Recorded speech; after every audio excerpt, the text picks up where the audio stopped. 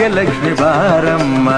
ಕಾಲಲ್ಲಿ ಕಿರುಗೆಜ್ಜೆ ಘಲು ಘಲು ಎಂದಾಗ, ಕಾಲಲ್ಲಿ ಕಿರುಗೆಜ್ಜೆ ಘಲು ಘಲು ಎಂದಾಗ, ಮನೆಯಲ್ಲಿ 100 ವೀಣೆ ನಾದವೊಮ್ಮೆ ಚಿಮ್ಮಲಿ.